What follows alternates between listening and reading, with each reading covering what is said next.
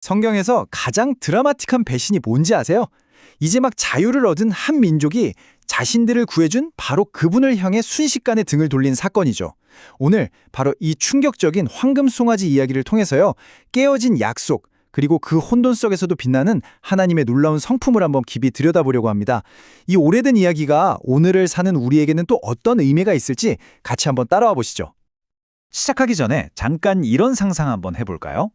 만약 여러분이 한 나라의 대통령을 만나게 된다면 어떻게 행동하시겠어요? 아마 최대한 예의를 갖추고 정해진 규칙을 따르면서 존경심을 보이겠죠. 너무 당연한 거잖아요. 그런데요, 우리가 인간 지도자에게 보이는 그 존경심조차도 사실 이 온 우주를 만드신 창조주 앞에서 우리가 느껴야 할 그 경외심에 비하면 정말 작은 그림자 같은 거라는 거죠. 자, 그럼 첫 번째 이야기부터 시작해 보겠습니다. 바로 깨어진 거룩한 언약입니다. 모든 사건의 시작은 시내산이었어요. 바로 이곳에서 이스라엘 백성은 역사상 가장 특별하고 거룩한 약속, 그러니까 하나님과 언약을 맺게 됩니다. 사실 이스라엘 백성들 입장에서는요, 하나님을 절대적으로 믿어야 할 이유가 정말 차고 넘쳤습니다. 한번 생각해 보세요. 당대 최강대국이었던 이집트를 그냥 무릎 꿇려버린 10가지 재앙, 그리고 눈앞에서 홍해가 쫙 갈라지는 기적을 직접 봤잖아요. 광야에서는 마실 물이 없으니까 반석에서 물이 터져나오고, 배고프니까 하늘에서 만나가 비처럼 내렸어요. 심지어 낮에는 구름 기둥이, 밤에는 불 기둥이 길을 잃지 않도록 늘 안전하게 인도해줬죠. 말 그대로 살아계신 하나님의 능력을 맨 앞자리에서 직관한 증인들이었던 거예요. 바로 그곳 시내산에서 천둥과 불 가운데 임재하신 하나님 앞에서 백성들은 율법을 받습니다. 특히 첫 번째, 두 번째 계명은 아주 명확했어요. 나 외에 다른 신을 섬기지 마라. 그리고 어떤 모양으로든 우상을 만들지 말라. 이 말씀에 백성들은 다 같이 한 목소리로 아주 엄숙하게 선포합니다. 주님께서 말씀하신 모든 것을 우리가 행하고 순종하겠습니다. 하지만 이 거룩한 맹세는요, 정말 안타깝게도 곧바로 가장 끔찍한 방식으로 깨져버리고 맙니다. 두 번째 이야기로 넘어가 볼게요. 우리 안의 황금 송아지입니다. 언약서에 잉크가 채 마르기도 전에 모든 게 틀어지기 시작합니다. 모세가 십계명을 받으러 산에 올라가 있던 그 잠깐의 시간 동안 백성들은 두려움에 사로잡혀서 돌이킬 수 없는 배신을 저지르고 말죠. 모세가 40일 동안이나 보이지 않으니까 백성들의 믿음이 서서히 흔들리기 시작합니다. 두려움이 그들을 집어삼켰고 그 두려움은 곧장 반역으로 이어졌어요. 그들은 모세의 형인 아론에게 몰려가서 소리칩니다. 우리를 이집트에서 데리고 나온 저 모세라는 사람 어떻게 됐는지 모르겠으니까 당장 우리를 인도할 신을 만들어주시오 라고요. 이게 무슨 말이에요? 결국 자신들의 노예 생활에서 구해내신 그 하나님에 대한 믿음을 완전히 버리고 지금 당장 눈에 보이는 신, 자기들이 통제할 수 있는 신을 달라고 요구한 겁니다. 그래서 그들은 자신들의 금붙이를 녹여서 황금 송아지를 만들어요. 이게 갑자기 툭 튀어나온 아이디어는 아니었고요. 400년 넘게 노예 생활을 하면서 익숙해졌던 과거로의 퇴행이었던 거죠. 자유라는 건 위대하지만 동시에 불안하거든요. 그 불확실함 속에서 그들은 보이지 않는 전능한 하나님을 버리고 과거 이집트에서 늘 봐왔던 익숙하고 예측 가능한 우상을 선택한 겁니다. 바로 이게 우상 숭배의 본질인 거예요. 하나님이 계셔야 할 우리 마음의 왕좌에 다른 무언가를 쓱 올려놓는 것. 이 이야기를 들으면 아니, 어떻게 저럴 수가 있어? 하고 혀를 차기 쉽죠. 근데요, 잠시만 멈춰서 우리 자신을 한번 돌아봤으면 좋겠어요.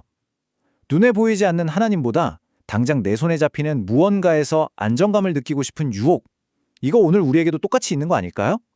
그래서 이 질문이 정말 중요해집니다. 나의 황금 송아지는 과연 무엇일까요?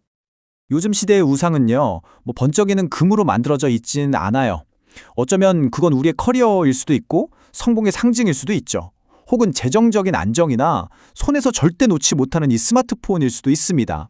이 모든 것들이 그 자체로 나쁜 건 아니에요. 절대로요. 하지만 이것들이 우리의 궁극적인 안정감이 되고 나의 정체성이 될 때, 그래서 하나님이 계셔야 할 자리를 차지해버릴 때 바로 그게 우리의 황금 송아지가 되는 겁니다. 자, 세 번째 이야기입니다. 공의와 자비의 하나님. 다시 시내산 위로 한번 돌아가 보죠. 하나님께서는 이 끔찍한 배신을 목격하시고 거룩한 진노를 쏟아내십니다. 그런데 정말 역설적이게도요, 바로 이 최악의 위기 속에서 하나님의 가장 놀라운 성품이 드러나기 시작합니다.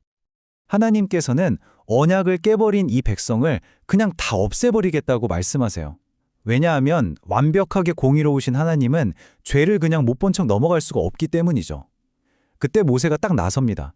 근데 모세가 아니에요. 우리 백성들은 죄가 없어요. 이렇게 변호한 게 아니에요. 그게 중요해요. 대신 하나님의 성품, 그분의 신실하심과 조상들에게 하셨던 그 약속에 호소하면서 용서를 구하는 거죠. 하나님께서 어떤 분이신지 제발 기억해 주세요. 라고 간절히 매달리는 겁니다. 이 사건이 있고 나서 하나님께서는 모세에게 자신의 성품의 핵심을 직접 선포해 주세요. 와, 이게 정말 놀라운 긴장감이 있어요. 한편으로는 자비롭고 은혜롭고 죄악과 반역과 죄를 용서하는 하나님이시지만 다른 한편으로는 죄를 결코 그냥 넘기지 않고 반드시 벌하시는 공의의 하나님이라는 거예요. 무한한 자비와 완벽한 공의, 이 두 가지가 한 분 안에 같이 존재하는 거죠. 네 번째 이야기로 가보겠습니다. 십자가에서 만난 해답. 여기서 정말 중요한 신학적인 질문이 하나 생기는 거죠. 아니, 어떻게 하나님은 죄를 반드시 벌하시면서 동시에 죄인을 용서하실 수가 있는 걸까요? 완벽한 공의와 무한한 자비, 이 둘은 대체 어떻게 함께할 수 있는 걸까요?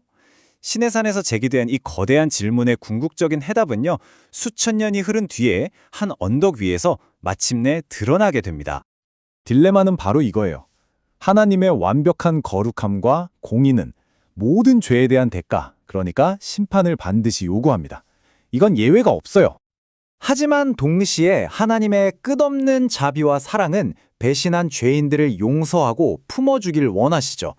이 둘은 영원히 화해할 수 없는 것처럼 보입니다. 그리고 도저히 풀릴 것 같지 않던 이 신성한 긴장감이 바로 십자가 위에서 완벽하게 그리고 너무나 아름답게 해결됩니다. 하나님의 공의는 우리의 죄에 대한 심판을 요구했지만 하나님의 그 놀라운 사랑은 그 심판의 값을 직접 치르셨습니다. 누구를 통해서요? 바로 당신의 아들 예수 그리스도를 통해서 말이죠. 십자가 위에서 예수님은 우리의 죄, 우리가 만든 그 모든 황금송아지들이 받아야 할 형벌을 남김없이 대신 받으신 겁니다. 바로 이 십자가 사건을 통해서 하나님의 공의는 완전히 만족되었고 그분의 놀라운 자비가 우리 모두에게 값없이 부어질 수 있게 된 거예요. 시내산에서 희미하게 보였던 그 자비의 약속이 마침내 십자가 위에서 예수 그리스도의 구원 사역을 통해 절정을 이루면서 이제는 모든 사람에게 활짝 열린 초대가 되었습니다. 그래서 성경은 이렇게 말하는 거죠. 누구든지 주의 이름을 부르는 자는 구원을 받으리라.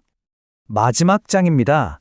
이제 당신의 선택은 결국 이야기는 우리가 처음 시작했던 바로 그 지점으로 돌아옵니다. 수천 년 전 시내산 아래에 서 있던 이스라엘 백성처럼 오늘 우리 모두는 선택의 기로에 서 있는 셈이죠. 우리는 하나님이 어떤 분이신지 봤습니다. 완벽하게 공의로우시면서 동시에 끝없이 자비로우신 분이라는 걸요. 그리고 그분의 공의와 자비가 십자가 위에서 어떻게 만났는지도 확인했습니다. 이제 남은 질문은 딱 하나입니다. 당신 삶의 왕좌에 슬그머니 앉아있는 그 황금 송아지를 내려놓고 그 자리에 진짜 왕이신 하나님을 모시겠습니까? 오늘 이야기가 여러분께 조금이라도 도움이 되셨다면 구독과 좋아요 그리고 댓글로 응원해주세요. 여러분의 격려가 다음 영상을 만드는데 정말 큰 힘이 됩니다. 시청해주셔서 감사합니다.